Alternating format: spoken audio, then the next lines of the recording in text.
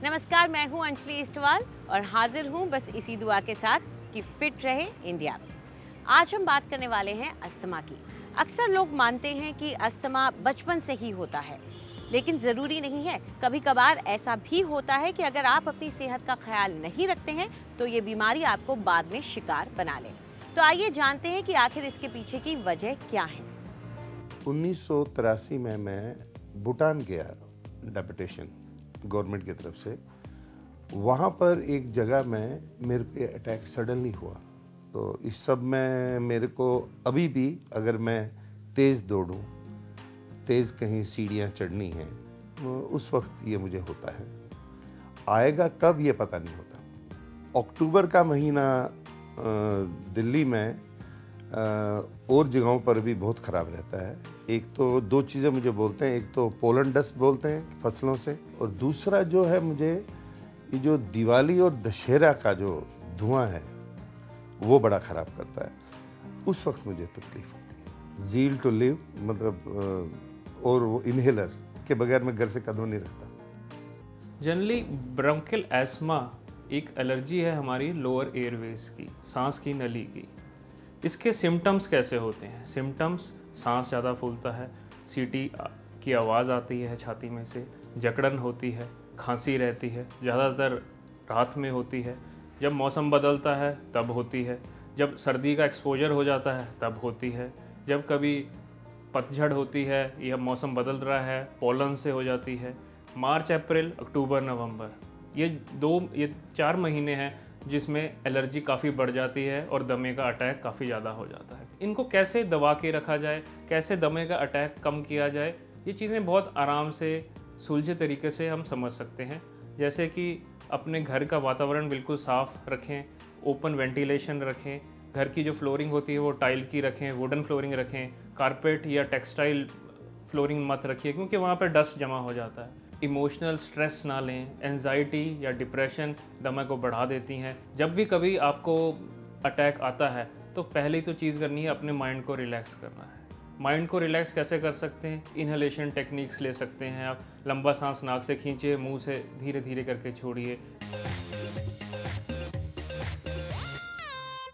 Asthma एक ऐसी allergy हो जाती है बहुत चीज़ों से जो चेंज ऑफ क्लाइमेट में ज़्यादा देखी जाती है, पोलन से ज़्यादा देखी जाती है, डस्ट से ज़्यादा देखी जाती है। लेकिन इसको कंट्रोल करने के लिए काफ़ी आसान से तरीके हैं। आप अपनी बॉडी में 1 चम्मच सुबह गाय का देसी घी खाइए जिसके लुब्रिकेशन हो जाए।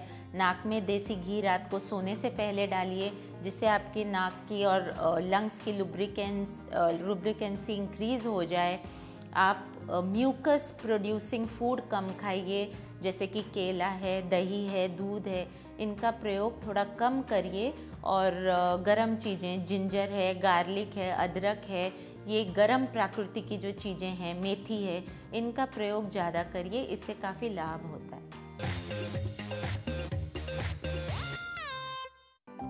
नमस्ते। आज हम फोकस करेंगे अपने प्राणा पे। इसको हम ज़रूरी नहीं है कि प्राणायाम बोलेंगे, पर एक बहुत ही अमेजिंग चीज़ है हमारी बॉडी में जो बोथ हमारे नॉस्ट्रल्स हैं, हमें बताते हैं कि हम कैसा फील कर रहे हैं, हमें भूख लगी है कि हमें प्यास लगी है। और वो ऑटोमेटिक साइंस है हमारी बॉडी देती है। हर 1.5 घंटे में एक नॉस्ट्रल ज़्यादा स्ट्रॉन्ग होता है और दूसरा कम, और फिर चेंज हो जाता है।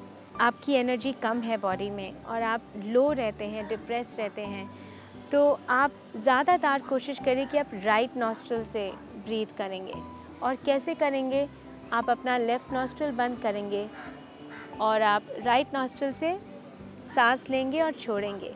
सिंपल इनहेल और एक्सहेल। सो आज हम दोनों तरीके से मैं आपको बताऊंगी। पहले हम राइट से देखेंगे। आप जेंटली क्लोज करेंगे। आप लास्ट की 2 फिंगर्स लीजिए, उससे अपना लेफ़्ट नॉस्ट्रल बंद करिए और धीरे धीरे सांस लीजिए राइट नॉस्ट्रल से। राइट नॉस्ट्रल का जो एनर्जी है वो सूर्य एनर्जी है, सन एनर्जी, जिससे कि बॉडी इंस्टेंटली चार्ज हो जाती है। अब हम लेफ़्ट से करेंगे। जिनको गुस्सा बहुत आता है, जिनको स्ट्रेस बहुत रहता है, जिनको मेंटली बहुत डिस्टर्ब रहते हैं, उनके लिए left nostril breathing can be very helpful. तो आप राइट नॉस्ट्रल को वैसे ही बंद करेंगे। इसमें आप अपना थंब भी ले सकते हैं या फर्स्ट 2 फिंगर्स जेंटली बंद लेके अपना राइट नॉस्ट्रल बंद करके लेफ्ट से लंबा सांस लेंगे।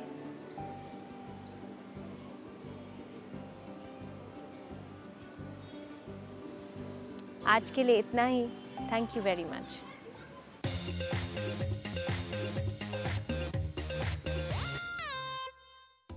ब्लैकहेड्स, आई एम श्योर आप यही सोच रहे होंगे कि ब्लैकहेड्स को घर पे कैसे ठीक करेंगे, बट यकीन मानिए आज जो मैं आपके लिए रेमेडीज़ लाई हूँ वो इतनी सिंपल और इफ़ेक्टिव हैं कि ब्लैकहेड्स ज़रूर दूर हो जाएंगे।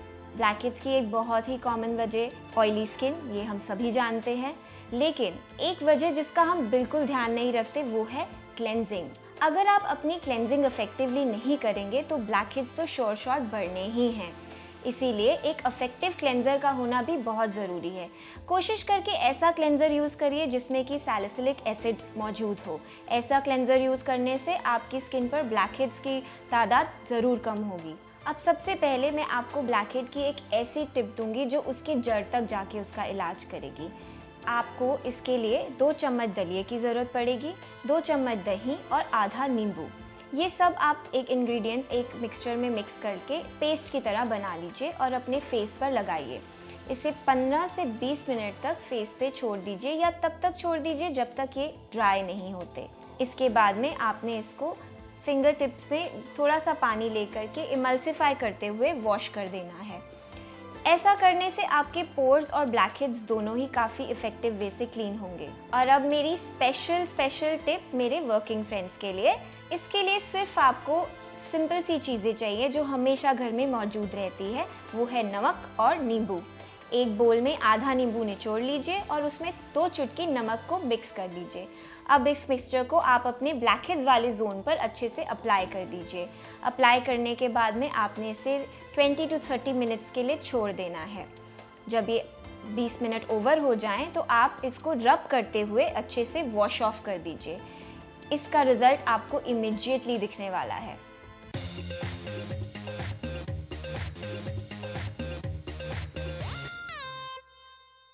आज की स्ट्रेस भरी ज़िंदगी का अक्सर नतीजा ये होता है कि हमारे बैक में बहुत स्टिफनेस या सोरनेस रहती है।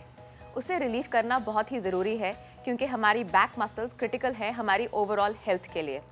उसके लिए 3 आसान से स्ट्रेचेस हम आज सीखेंगे। आइए मेरे साथ एंड लेट्स बिगिन।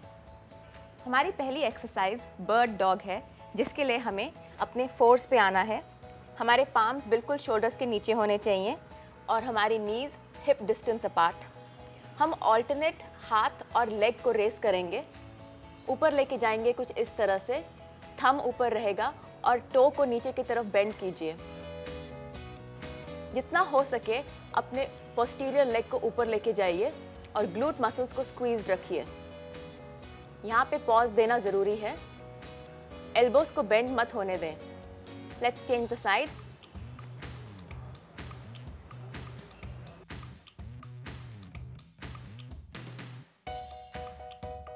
अपने एब मसल्स को आप कंडेंस करके रखिए, इसी से आप बैलेंस भी मेंटेन कर पाएंगे। Keep alternating. इस स्टेज पे पॉज देना बहुत ही ज़रूरी है। आप थोड़ा पेस बढ़ा सकते हैं।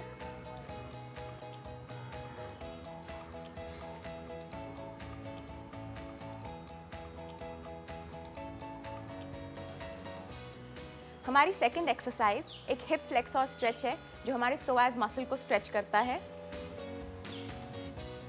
आगे के मसल ग्रुप को वर्क करेंगे तो बैक में पीछे की स्टिफनेस कम होती है। जितना स्ट्रेच कर सकते हैं आप कीजिए and feel the stretch. Alternate the leg.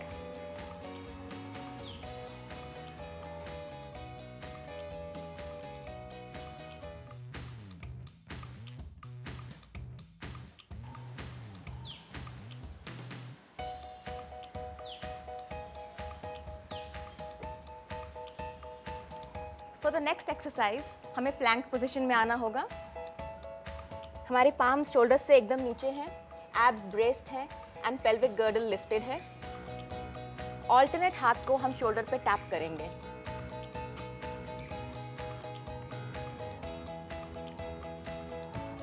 ये कंप्लीट बॉडी कंडीशनिंग एक्सरसाइज है और स्पेसिफिकली इससे आपका कोर स्ट्रेंथन होता है। कोशिश करके आप अपने वेट को डिस्ट्रीब्यूटेड रखिए। इन तीनों एक्सरसाइजेस को रोज करने से आप देखेंगे कि आपके बैक मसल स्ट्रेंथन होते जाएंगे और कुछ भी स्ट्रेस या टेंशन रहेगी तो वो रिलीव हो जाएगी। अगर आप हमसे जुड़ना चाहते हैं, हमें अपनी परेशानी बताना चाहते हैं, तो आप हमें ईमेल कर सकते हैं fit@ndtv.com पर। चाहे तो ट्विटर पर भी हमसे जुड़ सकते हैं। फिलहाल हमें इजाज़त दीजिए। नमस्कार।